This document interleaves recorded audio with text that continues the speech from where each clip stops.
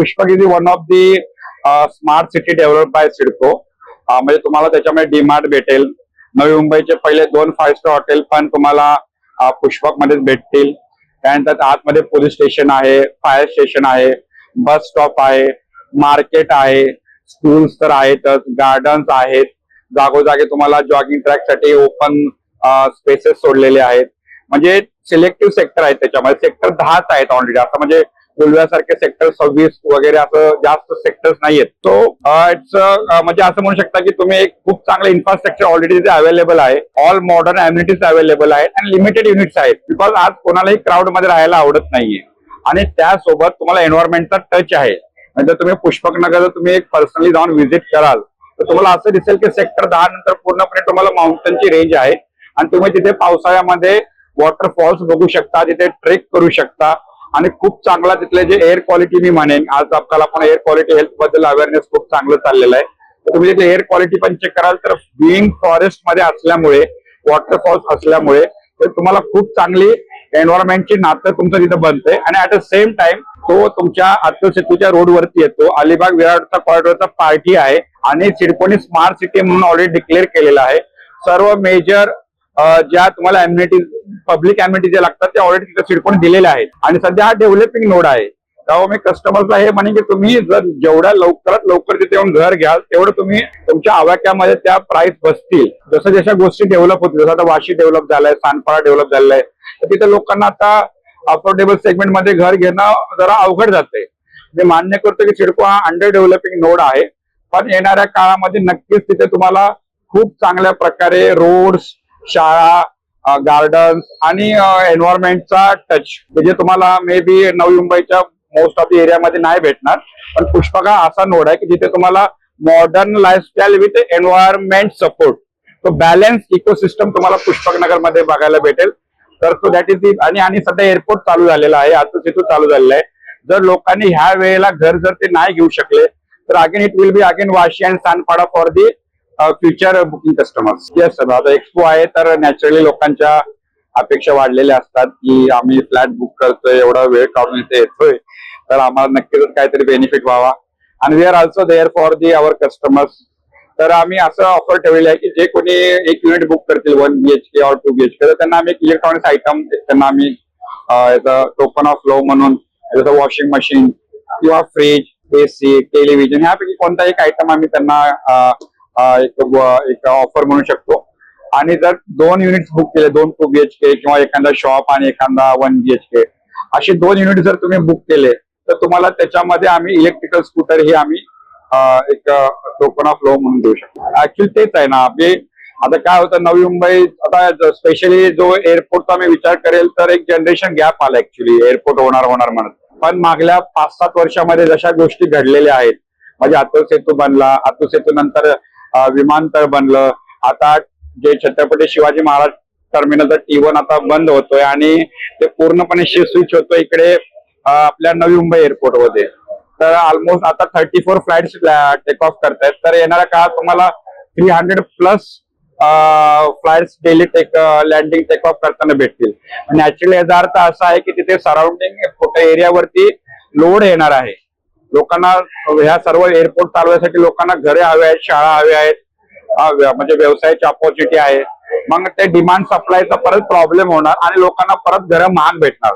तर मी तेच म्हणणे की हा अपना टाइम आया है असं हे जे टॅगलाईन ठेवते एकदम परफेक्ट टॅगलाईन आहे. आणि मी त्या टॅगलाईनच्या अंडर म्हणेन की तुम्ही आता जर लेट कराल तर may be you miss the opportunity. सध्या संकल्पचे प्रोजेक्ट आहेत ना, हे अराउंड नवी मुंबई एअरपोर्टच आहेत आमचे प्रोजेक्ट. आणि जे सर्व प्रोजेक्ट आहेत हे टावर, हायराईज टावर आणि सुपर हायराईज मध्ये. मिनिमम आमचा टावर हा 12 माळ्यापासून चालू होतो ते 25-27 फ्लोअर्स पर्यंत जात आहेत. आणि हे सर्व प्रोजेक्ट आहेत ना प्राईम लोकेशन्सला आहेत. म्हणजे जर तुम्ही प्राईमची डेफिनेशन जर संकल्पच्या अँगलनी बघाल तर they all are corner plots. Not only corner, they have a lifetime open view. म्हणजे तुमच्या पुढे कधीही बिल्डिंग येणार नाही. म्हणजे तुम्हाला डायरेक्ट फॉरेस्टचा व्ह्यू भेटेल, तर तुम्हाला डायरेक्ट असं भेटेल की तुम्हाला सनसेट तुम्ही तुमच्या बाल्कनीने एन्जॉय करू शकता. म्हणजे असे कॉर्नर संकल्प ग्रुपकडे आहेत. आणि ऍट द सेम टाइम आमची कन्स्ट्रक्शन क्वालिटी खूप चांगली आहे, ऑन टाइम डिलिव्हरी आहे. तुम्ही आमच्या कस्टमरकडे फीडबॅक घेऊ शकता, लाईव्ह फीडबॅक घेऊ शकता. We have very trusted name in the Navi Mumbai market. So on average मी काय एवढं म्हणू शकतो की आमच्याकडे खूप चांगल्या लोकेशन्सला खूप चांगल्या क्वालिटीमध्ये प्लॉट्स अवेलेबल आहेत. आणि दॅट टू की आम्ही खूप मॉडर्न अम्युनिटीज त्याच्यामध्ये प्रोव्हाइड केलेले आहेत, इन्क्लुडिंग तुमचा स्विमिंग पूल असू द्या, क्रिकेट टर्फ असू द्या, जिम असू द्या, योगा सेंटर असू द्या, जॉगिंग ट्रॅक असू द्या, what ever it will be the. आम्ही मॅक्सिमम लोकांना जेवढ्या अम्युनिटी देऊ शकतो त्या अम्युनिटीज दिलेल्या आहेत. अँड दॅट टू की ते परवडणाऱ्या किमतीमध्ये. म्हणजे आमचं टॅगलाईन आहे संकल्पचं की luxurious life at affordable cost. So we are bringing the luxury to the common people's life, but at the same time we don't want to increase the price of the flat, so we are giving luxury at a affordable cost.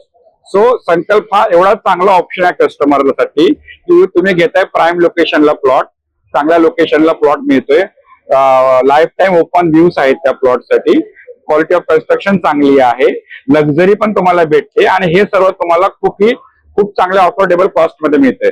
So Sankalp is the one of the best option I can say in the market to book the flat. Specifically आमच्या project बद्दलच तुम्ही बोलताय. Basically आपण affordable segment मध्ये काम करतोय सध्या. यामध्ये कसं होतं की डे बाय डे जसा एअरपोर्ट ऑपरेशनल होतोय तसं day by day property prices पण हाईक होत आहे. पण तरी आता सध्या जर आपण पुष्पकनगर मार्केट कन्सिडर केला जो एक्झॅक्टली एअरपोर्टच्या बाजूला आहे, तर आता सध्या तो क्लायंटच्या दृष्टिकोनातून भरपूर इकॉनॉमिकल आहे. बिकॉज हा सीलिंगला कनेक्टेड आहे आणि तुम्हाला माहिती आहे की सीलिंग साईडने अपोजिट साईडला जेव्हा आपण प्रॉपर साऊथ मुंबईमध्ये जातो तर साऊथ मुंबईमध्ये पर स्क्वेअर फीट रेट 25 ते 30 हजार रुपये पर स्क्वेअर फीट आहे. तर ते नॉर्मली मिडल क्लास किंवा लोअर मिडल क्लासला अफोर्डेबल नाहीये. इव्हन गव्हर्नमेंटचा क्लास 1 ऑफिसर जरी असला तर ते पूर्ण लाईफ टाइम गव्हर्नमेंट क्वार्टर्सलाच राहतात. तर आज लोकांना ही अपॉर्च्युनिटी आहे की या माध्यमातून तो इझिली आपल्या नवी मुंबईला पण कनेक्ट होत आहेत आणि हार्डली 15 ते 20 मिनिटात ते प्रॉपर साऊथ मुंबईला कनेक्ट होतात. म्हणजे ट्रॅव्हलिंग इझी होणार, ऍक्सेस इझी होणार. आणि आता इव्हन गव्हर्नमेंटने पण डिक्लेअर केलं की सध्या 1 वर्ष ते टोल फ्री ठेवणार. सीलिंगचा जो टोल आहे त्याचा उद्देश हाच आहे की लोकांना तो एरिया फॅमिलियर व्हावा आणि ट्रान्सपोर्टेशनसाठी इझी व्हावा. एकदा कसा जो लोकेशन फॅमिलियर झाला मग नंतर तो भविष्यामध्ये जसा क्राऊड वाढला तसा तो टोल पण कमी होणार. तर हा एक बेनिफिट आहे. आणि ऑफकोर्स मॅडम, बिकॉज जेव्हा आपण एअरपोर्टचा बाजूचा एरिया कन्सिडर करतो तो एक्झॅक्टली एअरपोर्टच्या समोर करंजाडे नोड आहे, बाजूला तुम्ही पाहिलं खांदा कॉलनी, कामोठे, रोड पाली, नंतर खारघर, सीबीडी, बेलापूर आणि उल्वे हा पूर्ण इलिप्स शेप मध्ये डेव्हलपमेंट आणि लास्ट नोड उडतो पुष्पकनगर. तर हे एवढी मी नावं तुम्हाला सांगितली त्या ठिकाणी ऑलमोस्ट प्रॉपर्टीचे प्राइसेस टॉवर मध्ये 1.25, 1.5, 2 करोड पर्यंत सीबीडी खारघरला गेली आहेत उल्वे लोकेशनला. तर आजच्या तारखेला कसं आहे की लोकांना ही अपॉर्च्युनिटी ह्यामुळे की तो अंडर डेव्हलपमेंट एरिया आहे. बिकॉज ती सिटी डेव्हलप व्हायला मिनिमम 3 इयर्स स्पॅन जाणार आणि हा नव्याने डेव्हलप होत असल्यामुळेच प्राइसेस कमी आहे. ग्रॅज्युअली जसं हे डेव्हलप होत जाणार, क्राऊड वाढत जाणार, डेफिनेटली प्राइसेस पण हाईक होत जातील. जसा एअरपोर्ट ऑपरेशनल झाला तर इमिडिएटली 35% ते हाईक मार्केटमध्ये आलेली आहे. आणि जसं जसं अजून इन्फ्रास्ट्रक्चर डेव्हलप होत जाईल, जसं for an example ceiling operational झाला, जसं पनवेलचा रेल्वे स्टेशन आहे ऑलरेडी त्याच्यावरती एक्सपान्शनचं काम सुरू आहे. एमजीएम सर्कलसाठी आता ऑलरेडी 1800 करोड गव्हर्नमेंटने सँक्शन केलंय. त्यामुळे तो जसा इन्फ्रास्ट्रक्चर डेव्हलपमेंट होईल तसं तसं ही ते प्राइसेस वाढणार. आणि सेकंड पार्ट जो कॉर्पोरेट ऑफिसेसचा जो कॉन्सेप्ट होता प्रॉपर मुंबई साईडला, जसं अंधेरी, सँटाक्रूज, बँड्रा, आजपर्यंत त्या इन्क्वायरीज आपल्याकडे मार्केटमध्ये येत नव्हत्या ऑफिस स्पेसेससाठी, बिकॉज तो कॉन्सेप्ट पूर्णपणे तिकडेच ऑपरेट होता. पण आज या माध्यमातून ती ऑपॉर्च्युनिटी आली बिकॉज लोकांना माहिती जसा एअरपोर्ट येणार, इम्पोर्ट एक्सपोर्ट येणार, करन्सी एक्सचेंज असेल, मनी एक्सचेंज असेल, सिम कार्ड असेल, एअरपोर्ट रिलेटेड मिनिमम 250 ते 300 बिझनेसेस येतील. म्हणजे एवढे व्हरायन्सेस बिझनेस येणार. तर ती लोक सगळ्यात पहिल्यांदा इकॉनॉमिकल एरिया पाहतात आणि आजच्या तारखेला त्यांना ती अपॉर्च्युनिटी पुष्पकमध्येच आहे. अपॉर्च्युनिटी म्हणजे कसं की जसं सपोज मला एखादा फ्लॅट घ्यायचा आहे तर आता सध्या आपण आजूबाजूला जर पाहिलं तर नॉर्मल बिल्डिंग मध्ये जसं G+4, G+7 मध्ये 45 to 50 लॅक्सच्या आसपास बजेट गेलेले आहेत. त्या सेम प्राइसेस मध्ये सध्या टॉवर मध्ये अपॉर्च्युनिटी मिळते पुष्पकनगरला because of new city develop होते म्हणून. आणि जसं हा ग्रॅज्युअली डेव्हलप होणार 2 ते 3 वर्षात जे आजूबाजूला जसं खांदा कॉलनी पाहिलं किंवा आपला खांदेश्वर स्टेशनचा एरिया पाहिला, तिथे जर तुम्ही टॉवर मध्ये प्रॉपर्टी घ्यायला गेले तर नॉर्मली 70 to 80 लॅक्सचा रेट चालू आहे 1 BHK, 2 BHK 1.25 ते 1.5 मध्ये चालू आहे. तो सेम रेट ह्या मार्केटमध्ये येणार आणि ते हार्डली 5 मिनिटच्या रेडियस मध्ये, 10 मिनिटाच्या रेडियस मध्ये ह्या सगळ्या अपॉर्च्युनिटीज आहेत. आणि ह्याला कसं आता गव्हर्नमेंटने कनेक्टिव्हिटी पण सुरू केली खांदेश्वर रोड, म्हणजे मिडल क्लास लोकांना प्रत्येकाकडे गाडी नाही. त्यामुळे कसं आहे की लोकांना तो एक मेन कन्सर्न असतो. आणि खांदेश्वर स्टेशनवरून जी बस सेवा सुरू झाली हार्डली 15 रुपये इकॉनॉमिकल आहे. शेअरिंग ऑटोज पण सुरू झाल्या. सध्या फ्रिक्वेन्सी कमी आहे, जसं जसं क्राऊड वाढणार त्याची फ्रिक्वेन्सी वाढेल.